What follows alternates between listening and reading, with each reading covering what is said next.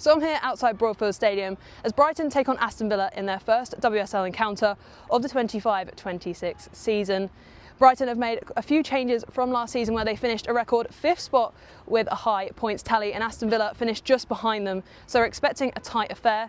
For Brighton, they've got a new goalkeeper in goal. She joined from Paris FC and is also the Nigerian keeper. That's Chiamaka Nnadozie, starting today for her Albion debut, alongside Mweka Minami, who is also for Brighton. She is a Roma defender. Additionally, for Villa, we've also seen some new players. Lynn Wilms has joined the team and she is in defence today. So it's going to be exciting to see these different debutantes. And yeah, I was surprised to not see Ellie Roebuck in the starting 11 for Aston Villa after signing from Barcelona, of course. She's a goalkeeper who used to even play in the WSL with Manchester City. But as I said, I think both lineups are strong. Of course, for Brighton, they have Michelle Adjiman back alongside them since she's come back from her loan move. She's extended that for another season, of course, with the amount of quality Arsenal have. She may not have been able to get in the side this season, but I can't wait to see her today alongside Madison Haley, who is also up front. And yeah, it's going to be a really exciting affair. I think for this one, it's hard to call the score prediction. I'm probably going to go 2-2, hoping for goals. I think it's going to be an exciting one. And yeah, let's see how Dario Vidošić Seagulls do in their first game of the brand new campaign.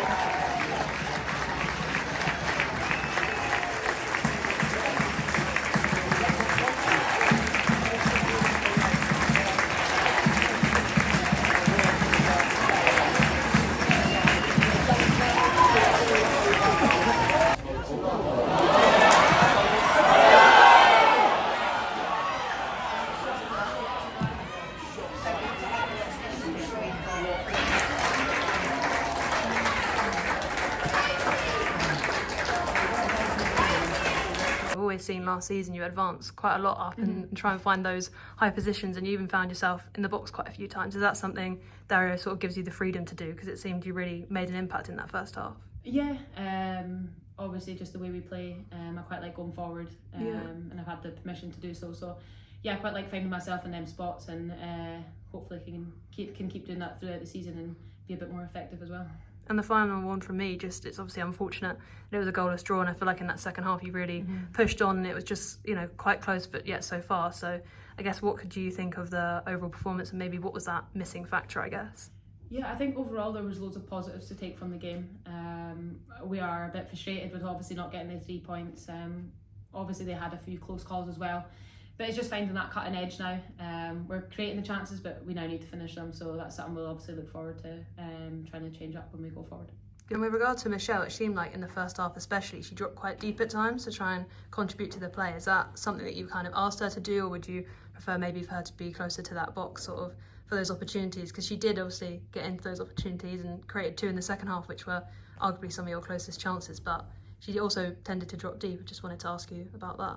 Yeah, look, so once the ball's high with, say, around our goal, then they look to go man-to-man. So we wanted to try drag around some of their players to make them feel uncomfortable, to open up bigger spaces. And then in the same time, we would start to isolate, Maddie and Kiko with their 2 sort of left and right centre-backs.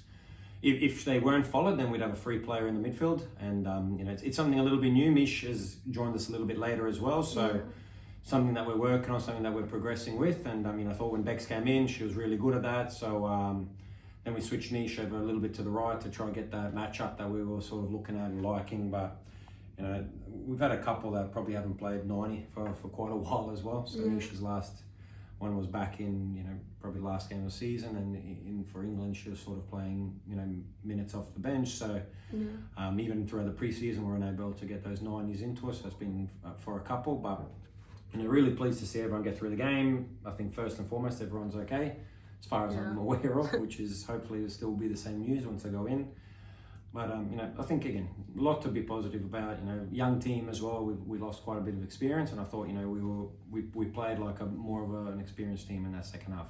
Controlled it at times. A few times we were a little bit, I think, too eager to try to score the goal. We were sort of forcing it, and then that plays a little bit into Villa's hands. But I thought we dealt with their transitions really, really well, and we didn't really limited them to not many chances. And just lastly from me on Chiamaka Nnadozie, of course she's come all the way from Paris FC and had her debut today, and she looked brilliant. She made quite a few saves and seemed to command her area from corner kicks, for example.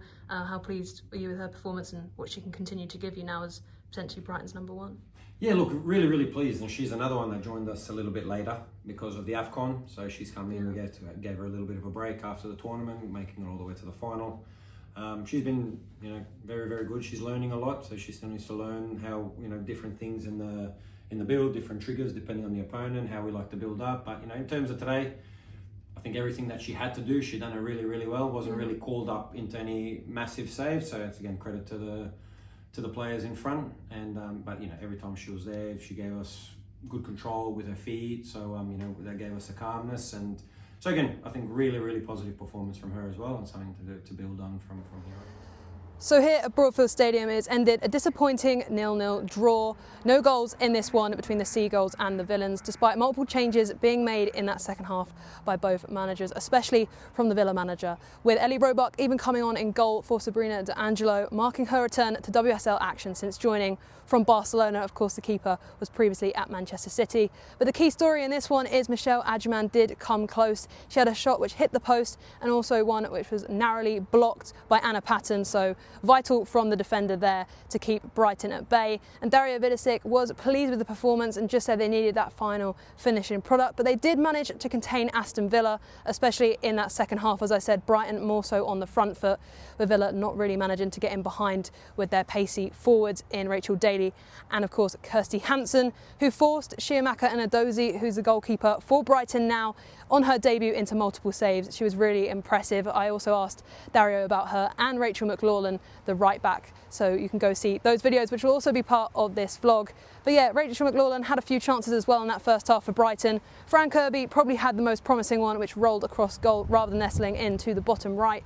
But yeah, I think the match was really there for Rachel Daly to take when she struck the framework in the first half, and even a free kick from Aston Villa's defender on their debut. That was Wilms, who also hit the woodwork with her free kick. And Maisie Simmons had multiple long-range opportunities which just went over the bar. She had a beautiful set-piece delivery which just went over the top left corner, looked to be nestling in to become an incredible goal on the opening WSL weekend. It was just not to be, and the Seagulls will be disappointed with this one, but also spurred on by the fact that they did come close. And of course, it will just take time for their new signings to embed themselves in. Dario saying they've already settled in quite well, but of course it will take time. We did see Carla Camacho, who's one of Brighton's signings from Real Madrid, coming on toward the end of the game for Adjuman. She's a striker who can hopefully contribute when Adjuman maybe fails to score as she did today. Madison Haley was a bit quiet, which was a bit disappointing, and Fran Kirby maybe not at her stellar best. Of course, she's not without Nikita Paris, who had a great partnership with her last season. But the next game for the Seagulls is going to be another difficult one. Hopefully this one they can provide another performance and just have that finishing product which they missed today. They've got Manchester City at the Joy Stadium. That is, as I said, next Friday, an evening kickoff. So hopefully that will give the Brighton fans here today the chance to get up to that stadium. And yeah, it was unfortunate with the crowd here today, although the 2,219 fans that did make the trip, Dario said he's very thankful for, and Rachel McLauchlan said they really do make the difference. People don't always realise it, but the fans, when they're loud, can really spur the side on to great things. And they'll need that here at Broadfield because, yeah, it's an unfortunate first result, and Brighton obviously aiming for big things after a record 5th place finish last season.